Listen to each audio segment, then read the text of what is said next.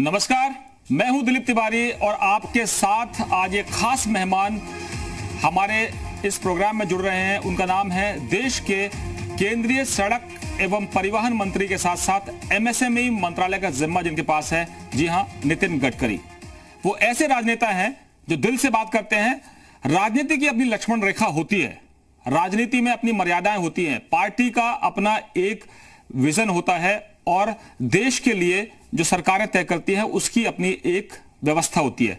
लेकिन नितिन गडकरी न केवल बिजनेस कम्युनिटी को समझते हैं बल्कि देश की जो जरूरतें हैं उसको भी बहुत बेहतरीन तरीके से समझते हैं। और बीजेपी के पूर्व राष्ट्रीय अध्यक्ष के तौर पर मैंने एक पत्रकार के तौर पर जब उनको कवर किया तो मुझे लगा कि हिंदुस्तान के कोने कोने में ऐसे बड़े नेता हैं जिनका विजन न केवल देश के लिए बल्कि पूरी दुनिया के लिहाज से बेहद अहम है। और हमारे साथ खास मेहमान के तौर पर जुड़ रहे हैं नागपुर से सीधे नितिन गडकरी जी। नितिन जी, बहुत बहुत स्वागत है आपका। नमस्कार। मेरा जब पहली बार आपसे वास्ता हुआ था तब इस तरह के सवाल जवाब मेरे होते नहीं थे। पार्टी के आप मुखिया बने थे, आप नागपुर से सीधे 11 अशोका रोड आए थे। आपके बारे में कहा जाता है कि जो बात करते हैं वो दिल से करते हैं। राजनेता हमेशा हमने कुर्ते में, जैकेट में और एक अंदाज में देखा है, लेकिन आपको जब हम देखते हैं तो हमको लगता है कि आप सीईओ हैं किसी कंपनी के। तो ये अंदाज शुरू से है या आपको लगता है कि सीईओ रहना ज्यादा फायदेमंद है क्योंकि आप बिजनेस को भी समझ पाएंगे, बिजनेस कम्युनिटी को भी समझ पाएंगे और देश को भी समझ पाएंगे? देखिए, मैं कोई सीईओ हूं ऐसा तो कोई मेरा भी मत नहीं है, पर मैंने बिजनेस मैनेजमेंट का ये किया है, का डिग्री ली है, तो स्वाभाविक रूप से थोड़ा बहुत बिजनेस के बारे में समझता हूं। मेरी रुचि खेती में है और गांव गरीब मजदूर किसान की समस्याओं से मैं जुड़ा रहा हूं। ट्रेड यूनियन में भी काम करने का मौका मुझे मिला और बहुत से करीब 1 लाख से ज्यादा मजदूर जिस यूनियन के अध्यक्ष थे, सदस्य थे, उसका भी अध्यक्ष रहा। तो एक बार मैं इंटक का अध्यक्ष करके भी चुना गया था बीजेपी में रहकर। पर वैसे सबसे इम्पोर्टेंट चीज यही है कि हमारे देश के लिए विशेष रूप से जो BOT, PPP, road construction, public private investment, कुछ मौका मुझे काम करने का मिला है और इसलिए देश की स्ट्रेंथ और वीकनेसेस क्या है इसके बारे में हर समय मैं चिंतन करते रहता हूं, क्योंकि मैं ये मानता हूं कि हमारा देश सुखी, समृद्ध, संपन्न और शक्तिशाली बने और दुनिया की नंबर 1 की सुपर इकोनॉमिक पावर बने। और इसका संकल्प करके हमको चलना होगा। और ये चलते समय निश्चित रूप से मुझे विश्वास है कि समस्या आएगी, अड़चने आएंगी, तो हम लोग समस्याओं का अवसरों में रूपांतर करें। Conversion of problems into opportunities, not opportunities into the problems. और ये मुझे लगता है कि हम लोग चलते रहे, निश्चित रूप से हम यशस्वी होंगे और अभी जो संकट है थोड़ा सा उसमें से हम निकल जाएंगे, ये मेरा विश्वास है। नितिन जी, मैं आज इस भूमिका में हूं कि मैं आपका निंदक निर्णय राखिया की भूमिका भी निभाऊंगा, क्रिटिक के तौर पर भी आपसे सवाल करूंगा और दूसरा उन लोगों का दर्द मैं आपके साथ रखना चाहता हूं। मैंने कुछ लोगों से बात की है तो वो रखूंगा। सबसे बड़ी जो चुनौती इस वक्त आपके सामने है, पूरे देश के सामने, आपकी सरकार के सामने है कि वो एमएसएमई सेक्टर जो करोड़ों लोगों को रोजगार देता है वो डिस्ट्रेस में है। ये किसी सरकार का किया हुआ नहीं, कोरोना ऐसी महामारी है जिसने पूरे दुनिया में तबाही मचाई है। लेकिन आज के दौर में आपके पास क्या रोड मैप है कि वो लोगों का रोजगार बचा पाएं, वो लोग अपनी कंपनियों को बचा पाएं और जो डिस्ट्रेस है उसको भी कम कर पाएं? क्योंकि आपने एक तरफ कहा है कि किसी को हटाना नहीं है, सैलरी भी देना है और उनको अपने आप को बचा के भी रखना है। ये कैसे संभव है? देखिए, पहली बात तो ऐसी है कि एमएसएमई हमारे देश के इकोनॉमी का सबसे मजबूत आधार है। हमारे जीडीपी में 29% कंट्रीब्यूशन एमएसएमई की हमारी इंडस्ट्री करती है। हमारे देश का 48% एक्सपोर्ट एमएसएमई से होता है और अभी तक 11 करोड़ लोगों को जॉब एमएसएमई ने क्रिएट किया है। तो एमएसएमई हमारे लिए बहुत ही महत्वपूर्ण है और आने वाले समय में हमारे को एक्सपोर्ट बढ़ाना है, इंपोर्ट कम करना है और रोजगार की क्षमता बढ़ानी है। तो ये उसी समय संभव होगा जब कैपिटल इन्वेस्टमेंट देश में आएगी और उसके कारण ही रोजगार निर्माण होगा। और रोजगार निर्माण होगा तो निश्चित रूप से गरीबी दूर होगी, बेरोजगारी दूर होगी और देश भी सुखी, समृद्ध, संपन्न बनेगा। और इसलिए स्वाभाविक रूप से एमएसएमई हमारे लिए महत्वपूर्ण है। और ये भी बात आपकी बिल्कुल सही है कि इस समय एमएसएमई बहुत संकट में है और इसका कारण यही है कि पहले ही एमएसएमई काफी समस्याओं का सामना कर रही थी। विशेष रूप से एमएसएमई इंडस्ट्री जो गवर्नमेंट सेक्टर में है, सेंट्रल गवर्नमेंट, स्टेट गवर्नमेंट और गवर्नमेंट अंडरटेकिंग और मेजर इंडस्ट्री को जो छोटे छोटे लोग जो माल सप्लाई करते हैं, उनका समय पर पेमेंट नहीं मिलता, अटक के रहता है। उनके लिए वो तो ऑक्सीजन जैसा है और ये अमाउंट बहुत बड़ी है। और इसलिए अभी मेरे 15-20 दिन से मैं जो इंटरेक्शन कर रहा हूँ अलग अलग बिजनेस ऑर्गेनाइजेशन के साथ, इंडस्ट्रियल एसोसिएशन के साथ, तो पहले मैंने सभी बड़े उद्योगपतियों को ये रिक्वेस्ट की कि आप पहला काम अगर कुछ करिए तो जो छोटे लोग हैं उनके पैसे तुरंत दीजिए। दुर्भाग्यवश राज्य सरकार, भारत सरकार और उनके अंडरटेकिंग में भी बहुत बड़े पैसे फंसे हुए हैं। अगर ये पैसे उनको मिल जाएंगे तो मार्केट में लिक्विडिटी आएगी। विशेष रूप से जो एमएसएमई है उनके लिए 20% वर्किंग कैपिटल बढ़ाने की बात भी की है और इसके साथ साथ जो हाउसिंग लोन है, बिल्डिंग लोन है, इंडस्ट्री का लोन है जिसको हम टर्म लोन कहते हैं, इनको सबको 3 महीने के लिए डिफर पेमेंट भी कराया है। नितिन जी, एक जो बड़ा अहम सवाल आता है कि अगर मैं एक फैक्ट्री को चलाता हूं तो मेरे लिए मुझे अपने जो लेबर है, जो ऑफिशियल्स हैं, जो सिस्टम है, उसको भी दुरुस्त रखना है, उसको बचा के रखना है। कई जगह ऐसी कंडीशन आ गई है कि सरकारों ने ढील तो दे दी है, लेकिन बहुत से ऐसे मुश्किलें आती हैं कि कहीं कोई कंटेनमेंट एरिया है, कहीं कोई रेड जोन है, तो वो भी एक प्रॉब्लम आएगी। उनकी चुनौती यह है कि उनके पास जो लोन चल रहा है उस लोन को भी उनको पे करना है, रीपे करना है। उनके आगे का जो माल सप्लाई थी वो पूरी ठप पड़ी हुई है। ये पूरी दुनिया का एक सिनेरियो है, लेकिन दुनिया के कई मुल्कों ने, खासतौर पर मैं अमेरिका या यूरोप की बात करूं, हम उनसे तुलना नहीं करेंगे, लेकिन एक सिस्टम बनाया कि अगर आपके यहाँ एम्प्लॉयज हैं, आपके यहाँ लोग काम करते हैं, उनके पीएफ के अकाउंट हैं, ईपीएफ के अकाउंट हैं या बाकी सिस्टम होता है, तो उनको सीधे सैलरी के तौर पर सपोर्ट सरकारों से मिल गया। मैं जानना चाहता हूं कि कारोबारियों ने आपसे ये कहा, गुहार लगाई कि साहब हम तो मुश्किल में है, हमने 1 महीने की सैलरी दे दी, दूसरे महीने की सैलरी देने की स्थिति में है नहीं, लेबर सारी जा चुकी है, लोग अपने अपने घरों को भाग रहे हैं, ये फैक्ट्रियां रीओपन कैसे होंगी, हम कैसे खड़े होंगे, हमारे तो दोनों पैर बंद गए। देखिए, पहली बात तो ऐसी है कि जापान ने इस कोरोना संकट का सामना करने के लिए अपने जीडीपी की 12% अमाउंट कम से कम उसके लिए प्रोविजन की है, जहां तक अमेरिका ने $2 ट्रिलियन की प्रोविजन की है। पर एक बात दिलीप जी याद रखिए कि जापान की इकोनॉमी और अमेरिकन इकोनॉमी, इसमें बहुत हमारी इकोनॉमी इसमें बहुत अंतर है। हमें यही करना है कि सबको साथ लेकर आगे चलना है, कोई फिसल न जाए, सबको संभाल कर, जैसे अटल जी ने कहा था कि कदम से कदम मिलाकर चलना होगा।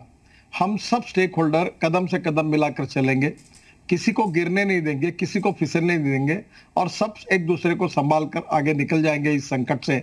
यही हमारा प्रयास है और इसलिए जो भी प्रॉब्लम्स आपने सामने रखे हैं उन सब प्रॉब्लम को हम एड्रेस भी कर रहे हैं, हम लोगों से बातचीत भी कर रहे हैं। नितिन जी, अक्सर आपके बारे में कहा जाता है कि आप टास्क मास्टर हैं, बहुत टफ हैं टास्क के मामले में, कि आप डेडलाइन फिक्स करते हैं और कहते हैं काम पूरा करो, और जो घटिया काम करता है कई बार आपके हवाले से सीधा नहीं आता, आप कहते हैं कि जो गड़बड़ काम करेगा, जो भ्रष्टाचार करेगा, वो बुलडोजर के नीचे आ सकता है। अब मैं इस पर नहीं कहूंगा कि आपको, मैं चाहता हूं कि कोरोना के संकट में लाल फीताशाही, अफसरशाही, नौकरशाही, एक 3 दिन का काम होता है, उसको सालों लग जाते हैं। तो उद्योगपति पैसा डालना चाहता है, लोगों को रोजगार देना चाहता है, उसको इतना घुमाते हैं। तो क्या कोरोना के संकट में कोरोना लोगों की जान लेने के बजाय अफसरशाही, लाल फीताशाही, ये जो पुलिस का अत्याचार, कई बार हमने पुलिस की नई तस्वीर देखी है, हीरो के तौर पे हम पुलिस को देख रहे हैं अभी, लेकिन ये लगातार हीरो बनी रहे कि वो उद्योगपतियों को, एमएसएमई के लोगों को या और भी रियल एस्टेट के लोगों को तंग ना करे। फिर दूसरा जो एक स्टेट के मामले है, ये आपके मामले नहीं है, क्योंकि मैं आपसे कह रहा हूं कि आप एक राजनेता हैं, आपका विजन जो है वो केवल भारत तक सीमित नहीं है। भारत को 5 ट्रिलियन इकोनॉमी की बात जब प्रधानमंत्री करते हैं तो उसमें आपका महत्वपूर्ण योगदान है, क्योंकि आपके पास सड़क परिवहन मंत्रालय है, लाखों करोड़ की आप सड़कें बना रहे हैं, एमएसएमई सेक्टर आपके पास है। मैं आपसे जानना चाहता हूं कि कोरोना क्या इस रेड टेपिज्म को खा जाएगा, उसको खाना नहीं चाहिए क्या? इस वक्त सबसे बड़ी चुनौती यह है कि आपकी मंशा अच्छी है, आपके प्रधानमंत्री की मंशा बहुत अच्छी है, आपकी राज्य सरकार है, जहां जहां देखो वहां भगवा झंडा लहरा रहा है। आप तो कहते हैं कि अटक से कटक तक, कश्मीर से कन्याकुमारी तक हर जगह आप ही हैं, लेकिन ये रेड टेपिज्म कब खत्म कर पाएंगे गडकरी जी? देखो, पहली बात तो है कि कोरोना का संकट जो है, जो वायरस है, ये नेचुरल वायरस नहीं है, आर्टिफिशियल वायरस है। ये लेबोरेटरी में पैदा हुआ है और इसलिए स्वाभाविक रूप से इसके बारे में किसी को एक्सपेक्टेशन नहीं था। और ये जिस प्रकार से आया, अमेरिका में कितनी बर्बादी हुई, जर्मनी में कितनी हुई, फ्रांस में कितनी हुई, इटली में कितनी हुई, यूके में कितनी हुई, उस तुलना में भारत बहुत बचा हुआ है। और इसलिए कोरोना के संकट के लिए पूरे एडमिनिस्ट्रेशन को, राज्य सरकार को, भारत सरकार को लड़ना है। मैं आपको एक उदाहरण बताता हूं कि हमारे गोवा और अरुणाचल, ये दोनों राज्यों में कोरोना के जो ये है पेशेंट है अभी लगभग 0 है। और केरल में पहले बढ़ रहे थे, पर केरल ने इसमें अपने प्रयासों से जीत हासिल की और अब केरल का ट्रैक रिकॉर्ड बहुत अच्छा हुआ। जो केरल कर सकता है, जो अरुणाचल कर सकता है, जो गोवा कर सकता है, वो देश के बाकी भी राज्य कर सकते हैं और उसी बात पर वो सब लोग काम कर रहे हैं। ये इस तो पहली बात तो कि ये लाल फिरशाही जो है कोरोना का सामना करने के लिए, ये कहीं बीच में नहीं आनी चाहिए।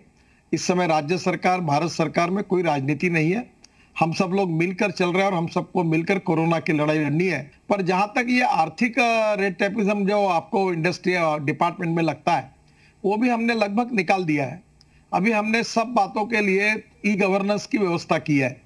हमने तो 60 मिनट में लोन मंजूर करने की बात की और अभी मैंने एक साइट पे देखा कि चाइना में केवल 3 मिनट में लोन सैंक्शन होते हैं। तो वो केवल उसके टैक्स का रिकॉर्ड, इनकम टैक्स का रिकॉर्ड, उसका प्रोजेक्ट, फोटोग्राफ, जो जानकारियां वो देते हैं और तुरंत लोन मंजूर होता है। और इसलिए निश्चित रूप से अभी आपके ही टीवी पर मैं देख रहा हूं कि अपना मध्य प्रदेश की सरकार, गुजरात की सरकार और उत्तर प्रदेश सरकार ने अपने श्रम कानून में बदल करके फॉरेन इन्वेस्टमेंट आए, इसके लिए वो कोशिश कर रहे हैं। हम लोग एक एग्रो एमएसएमई करके नए कंसेप्ट ला रहे हैं कि गांव में इंडस्ट्री खड़ी होगी, उसके लिए ज्यादा कंसेशन मिलेंगे। और इसके साथ जैसे एग्रो एमएसएमई है, अभी देखो ये फिशिंग का इकोनॉमी है, ब्लू इकोनॉमी, ये 5 लाख करोड़ की बन सकती है।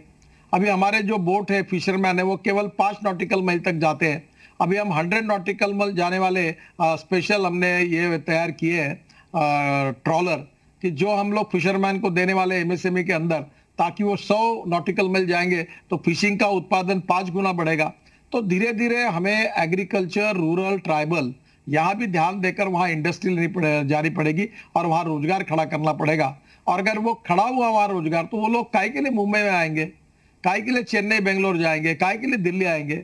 तो ये थोड़ा सा उद्योगों का विकेंद्रीकरण कैसे करना, इसका भी हमने थोड़ा सा अध्ययन किया है। हम ये कोशिश करेंगे कि ये कैसे पहुंचे।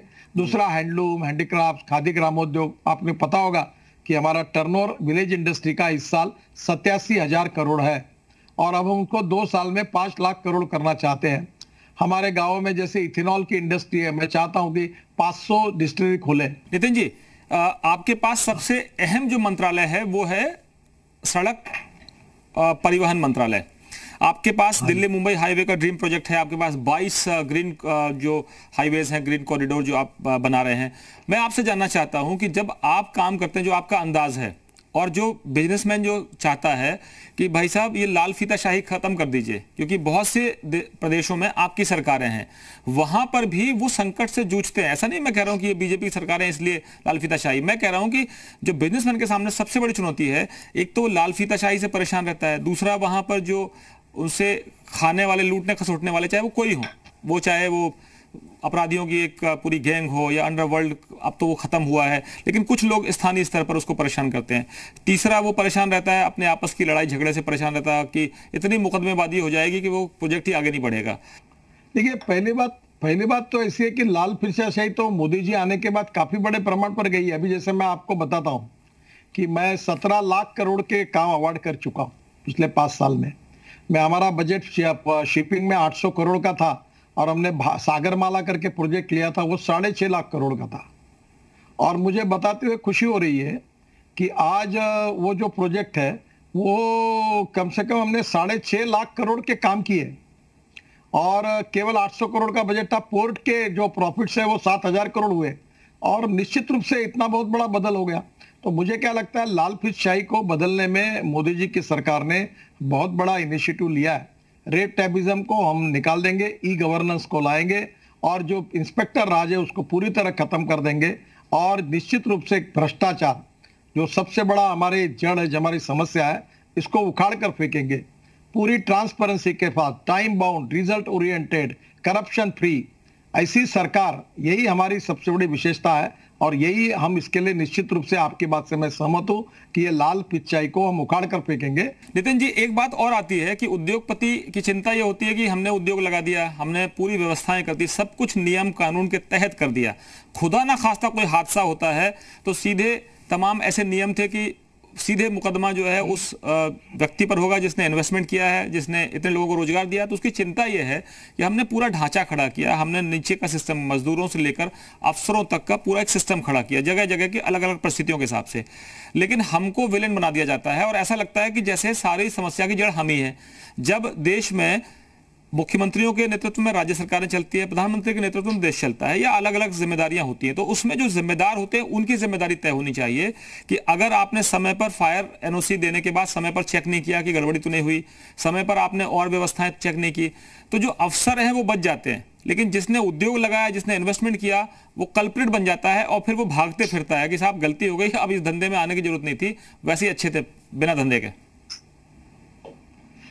देखिए, एक तो पहली बात तो यह है कि हमारे देश में जो उद्योग लगाता है वो केवल वेल्थ क्रिएटर नहीं है, एम्प्लॉयमेंट क्रिएटर है। और जब तक हमारे देश में कैपिटल इन्वेस्टमेंट नहीं आएगी, नए नए एंटरप्रेन्योरशिप जो है ये बहुत इंपॉर्टेंट है।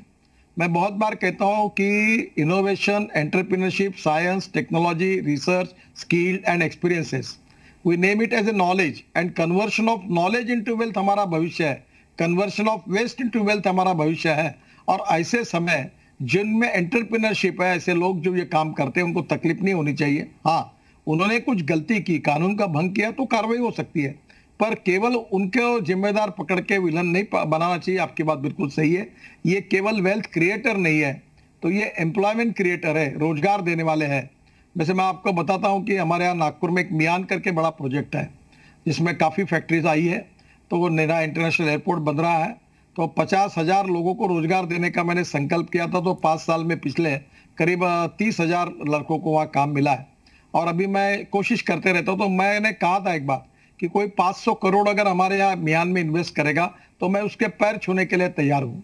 ये इसलिए कहा था कि मेरे यहाँ के कम से कम 5,000 लोगों को उसमें रोजगार मिलेगा, कोई नया उद्योग आएगा। तो मैं हर बार कोशिश करता हूँ कि मेरे कॉन्स्टिट्यूंसी के सब लड़कों को रोजगार कैसे मिले, अपने जीवन को वो कानूनी मार्ग से कैसे जी सकते हैं।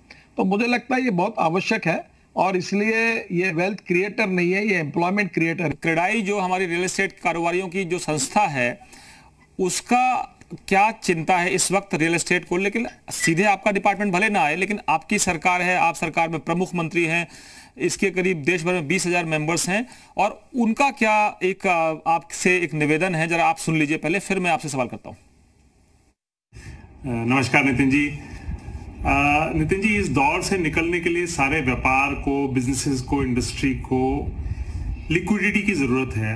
अगर सरकार आरबीआई के साथ मिलके ऐसी इंस्ट्रक्शंस बैंकर्स को दे और ऐसा कंफर्ट दे कि वो सब बिजनेसेस को जितनी भी उनकी सैंक्शन लिमिट्स हैं उसमें 10 से लेकर 20% तक और एडवांसेस दे दिए जाएं, क्या कहेंगे नितिन जी? नहीं, इनका कहना सही है।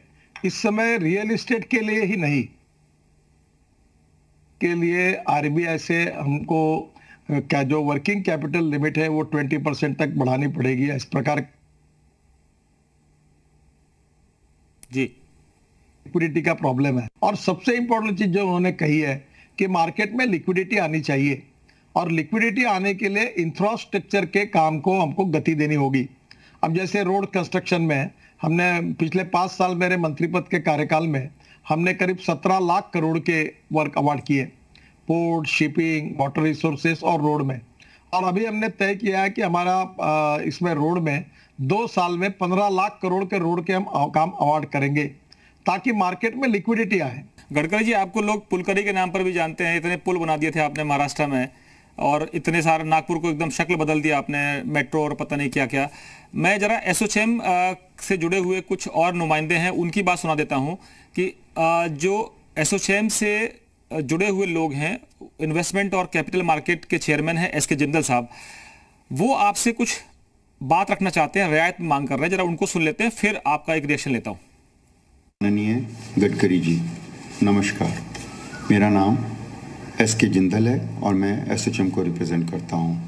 चाइना एक्सपोर्ट में इसलिए सफल है क्योंकि वहाँ की सरकार एक्सपोर्ट को फेवर करती है, सपोर्ट करती है और सब्सिडाइज करती है।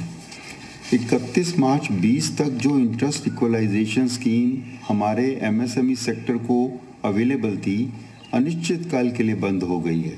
मेरा सुझाव है कि आप इसको और ख़राब होने से बचाएं और इंटरेस्ट इक्वलाइजेशन स्कीम को 5 साल के लिए और बढ़ा दें। समय चाइना ने जो जो प्रयोग किए थे उनका सबका हम अध्ययन कर रहे हैं। जैसे अलीबाबा का एक था कि उन्होंने पोर्टल बनाया मार्केटिंग का, तो उसी आधार पर हम भी देश में एक एमएसएमई को पोर्टल बनाने की कोशिश कर रहे हैं। और इसलिए आने वाले समय में इस संकट का रूपांतर, इस आर्थिक लड़ाई का रूपांतर आपत्ति का हम इष्टापत्ति में करके हिंदुस्तान को सुपर इकोनॉमिक पावर बनाएंगे। और हमने इस परिस्थिति का एडवांटेज लेना चाहिए, एक्सपोर्ट को बढ़ाना चाहिए, इंपोर्ट को कम करना चाहिए।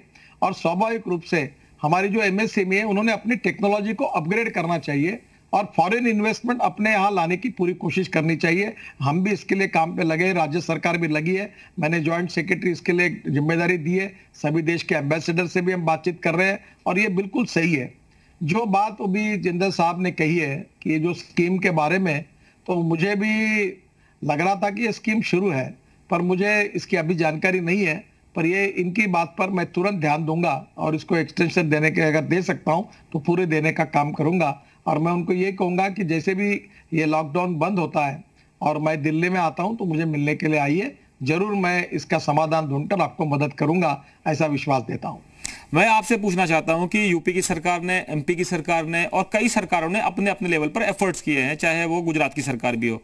क्या नेशनल लेवल पर ये बताते हुए ना बताते हुए डिप्लोमेसी को आप बेहतर समझते हैं, इंटरनेशनल पॉलिटिक्स को आप बेहतर समझते हैं, इंटरनेशनल जो पूरा एक एटमॉस्फेयर इस वक्त चाइना के खिलाफ है उसको आप बेहतर समझते हैं, क्योंकि आप वर्ल्ड वाइड, आप बहुत वाइडली ट्रेवल्ड पॉलिटिशियन भी हैं।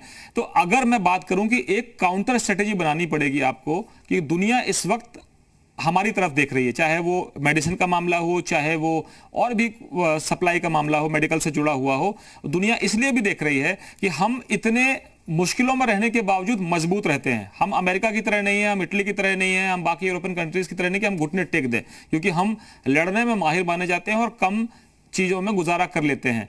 और वसुधैव कुटुंबकम हमारी पॉलिसी है। मैं आपसे जानना चाहता हूं एक मंत्री के तौर पर कि फ्यूचर में क्या ऐसा कोई रोड मैप होगा कि सारी सड़कें चाइना की बजाय हिंदुस्तान की तरफ आ जाए? हमारी ये सबसे बड़ी प्रायोरिटी है कि जितने ज्यादा से ज्यादा उद्योग चाइना से निकलेंगे वो हिंदुस्तान में कैसे आएंगे। और ये हमारे यहाँ आकर हमारा जैसा चाइना आज एक सुपर इकोनॉमिक पावर बनने के लगभग बन चुका है, वैसे स्थिति में चाइना को रिप्लेस करके हम एक सुपर इकोनॉमिक पावर बनने का कैसे बनेंगे, इसका उपयोग इस आपत्ति का इष्टापत्ति में रूपांतरित करके हमको करना होगा। और हम जरूर पूरी ताकत के साथ लगे।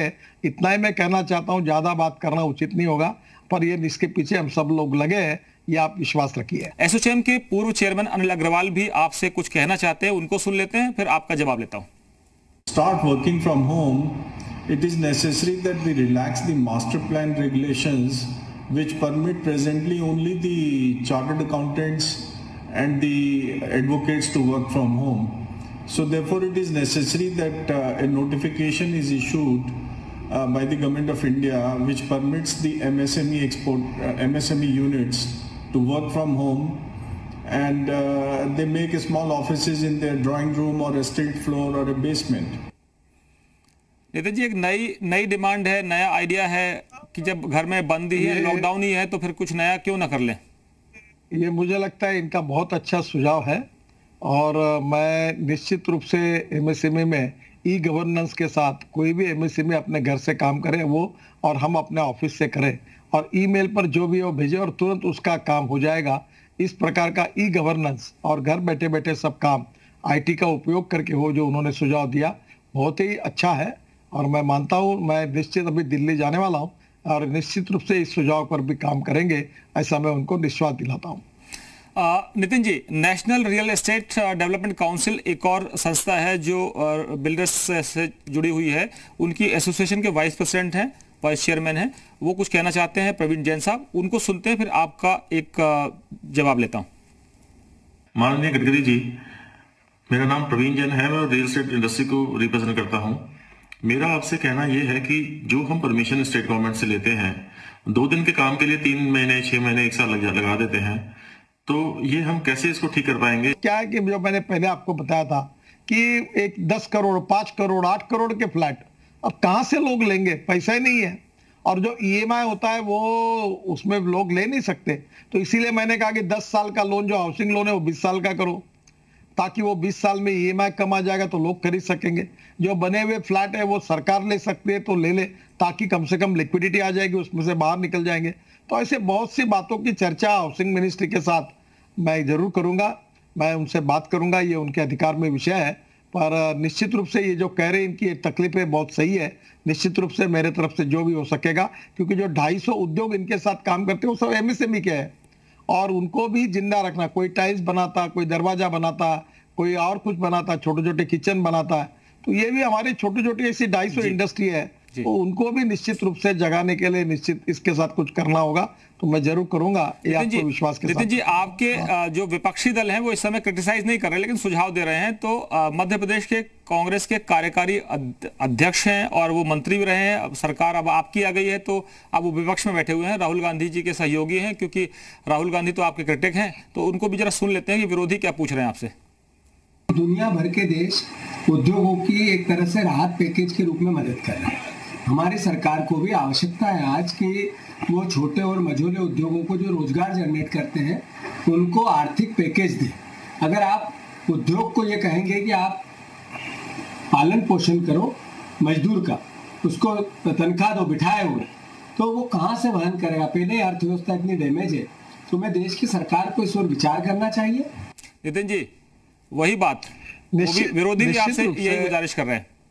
नहीं, पहली बात तो बिल्कुल सही है कि इस समय हमको उनके लिए स्वाभाविक रूप से ये आवश्यकता है कि ज़्यादा से ज़्यादा अच्छा से अच्छा पैकेज देने की आवश्यकता है। और मैं आपको बता रहा हूँ कि इसके बारे में हमने हमारी पूरी बातें हमारे वित्त मंत्री तक पहुँचाई है, प्रधानमंत्री तक पहुँचाई है। और मैंने आपको पहले इसमें कहा था कि इसकी घोषणा करना मैं बोल नहीं सकता, इसकी चर्चा करना भी उचित नहीं होगा, पर जल्द से जल्द इस प्रकार की कोई घोषणा होगी, इस पैकेज की घोषणा होगी, ऐसी मैं उम्मीद करता हूं।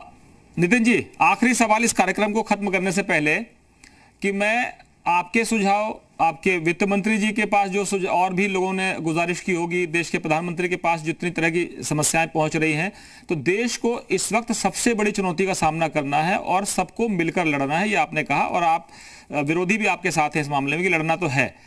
मैं जानना चाहता हूं कि हम कितनी जल्दी ये देखें कि राहत का पैकेज आएगा, क्योंकि 17 तारीख तक का लॉकडाउन है, उससे पहले आपको कुछ ना कुछ करना होगा।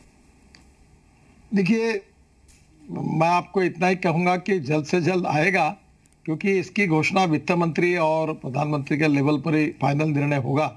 और निश्चित रूप से मैं भी उम्मीद कर रहा हूं कि वो जल्द से जल्द आएगा। इतना ही मैं कह सकता हूं, इससे ज्यादा तो मैं नहीं कह सकता। बिल्कुल, बहुत शुक्रिया। और हम उम्मीद करते हैं कि आप जैसे मंत्री जो देश की अर्थव्यवस्था को न केवल रफ्तार देंगे बल्कि आधार भी देते हैं। आपके पास एमएसएमई जैसे मंत्रालय हैं, आपके पास सड़क एवं परिवहन जैसे मंत्रालय हैं, जिस पे हमारी अर्थव्यवस्था फर्राटे से दौड़ पाएगी, क्योंकि आने वाला समय बहुत चुनौतीपूर्ण है। तो अगर आपकी सड़कें मजबूत होंगी तो देश मजबूती से चल पाएगा। बहुत शुक्रिया नितिन जी, हमसे बातचीत करने के लिए। नमस्कार। तो आपने सुना, देश के सड़क परिवहन और एमएसएमई मंत्री बेबाकी से अपनी बात रखते हैं, खुलकर अपनी बात रखते हैं और जो उद्योगों की चिंता उसको बहुत ही अच्छे से समझते हैं। ये जरूरी है कि जैसे मंत्री नितिन गडकरी हैं, वो कहते हैं कि जो रोजगार देगा, जो पैसे इन्वेस्ट करेगा, हम उनके पांव पकड़ने के लिए तैयार हैं। लेकिन ये सबको समझना होगा, सभी राजनीतिक दलों को समझना होगा, पूरी ब्यूरोक्रेसी को समझना होगा। और मुझे उम्मीद है कि ये चर्चा सुनकर सब इस बात पर अमल जरूर करेंगे। बहुत शुक्रिया। फिलहाल खबरों